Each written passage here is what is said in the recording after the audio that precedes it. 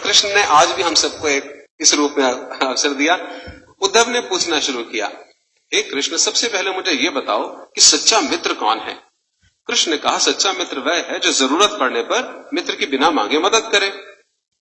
उद्धव ने कहा, कृष्ण, आप पांडवों के आत्मीय प्रिय मित्र थे। आपात बांधव के रूप में, यानी आपदा में, मुसीबत में सहायता करने वाले के रूप में उन्होंने आप पर सदा पूरा भरोसा किया। कृष्ण, आप महाज्ञानी हैं, आप भूत, वर्तमान और भविष्य के ज्ञाता हो, किंतु आपने सच्चे मित्र की जो परिभाषा दी, आपको लगता नहीं कि आपने उस परिभाषा के अनुसार कार्य नहीं किया? आपने धर्मराज युधिष्ठिर को द्यूत क्रीड़ा यानी जुआ खेलने से क्यों नहीं रोका? ठीक है, आपने उन्हें नहीं रोका, लेकिन आपने भाग्य को भी धर्मराज के पक्ष में नहीं मोड़ा। आप चाहते तो युधिष्ठिर जीत भी सकते थे। उसके बाद जब उन्होंने अपने भाइयों को दांव पर लगाना शुरू किया, तब तो आप सभा कक्ष में आ सकते थे। आपने वो भी नहीं किया। उसके बाद जब दुर्योधन ने पांडवों को सदैव अच्छी किस्मत वाला बताते हुए द्रौपदी को दांव पर लगाने को प्रेरित किया और जीतने पर सारा कुछ वापस कर देने का लालच किया, कम से कम तब तो आप हस्तक्षेप कर सकते थे। अपनी दिव्य शक्ति के द्वारा आप पासे धर्मराज के पक्ष में मोड़ देते।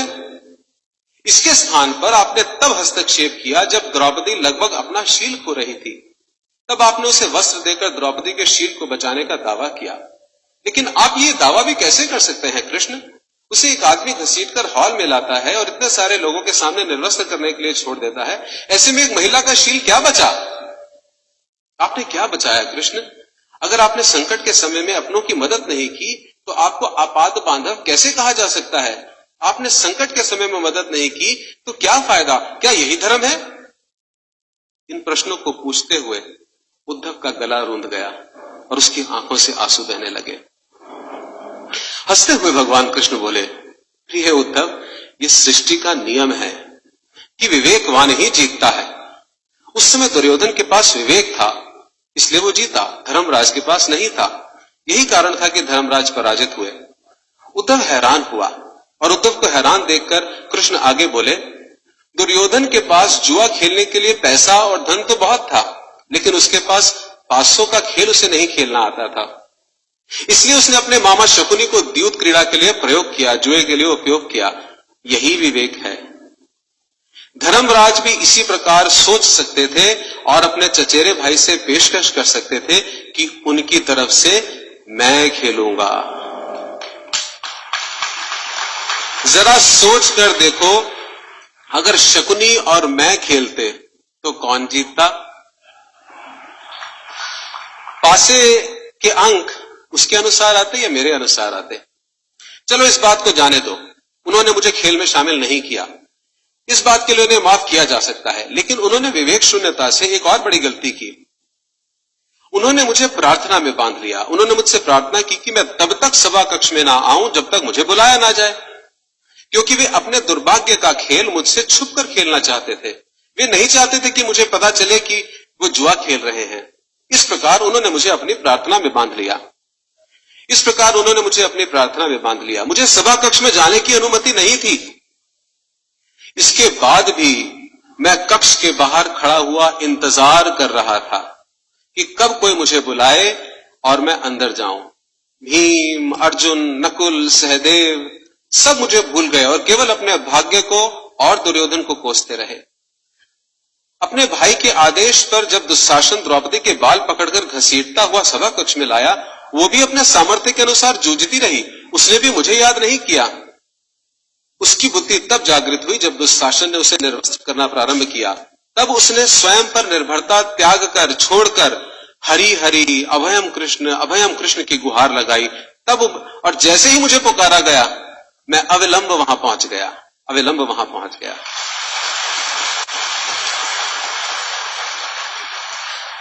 अब बताओ इसमें मेरी गलती क्या है? उद्धव बोले, कान्हा, आपका स्पष्टीकरण प्रभावशाली अवश्य है, किंतु मेरी पूर्ण संतुष्टि नहीं हुई, जैसे हमारी नहीं होती। क्या मैं एक और प्रश्न पूछ सकता हूं? कृष्ण की अनुमति से उद्धव ने पूछा, इसका अर्थ ये हुआ आप तभी आओगे जब आपको बुलाया जाएगा? क्या संकट से घिरे अपने भक्त की मदद करना आपका कर्तव्य नहीं, आपको स्वतः नहीं आना चाहिए? कृष्ण मुस्कुराए और सुनिए, देखिए अब सिद्धांत आ रहा है। कृष्ण मुस्कुराए और कहने लगे, उद्धव, इस सृष्टि में हर एक का जीवन उसके स्वयं के कर्मफल के आधार पर संचालित होता है। ना तो मैं इसे चलाता हूं और ना ही इसमें हस्तक्षेप करता हूं। मैं केवल एक साक्षी हूं। मैं सदैव तुम्हारे नजदीक रहकर जो हो रहा है उसे देखता हूं। यही ईश्वर का धर्म है। वाह वाह, बड़ा अच्छा कृष्ण, बहुत अच्छा।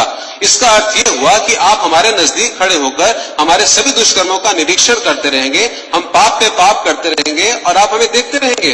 आप क्या चाहते हैं कि हम भूल करें, पाप की गठरी बांधते रहें और फल भुगतते रहें? ये सब किसने कहा? उद्धव ने। कृष्ण बोले, उद्धव, तुम शब्दों के गहरे अर्थ को समझो। जब तुम समझकर अनुभव कर लोगे कि मैं तुम्हारे नजदीक साक्षी के रूप में हर पल हूं, तो क्या तुम कुछ भी गलत कर पाओगे?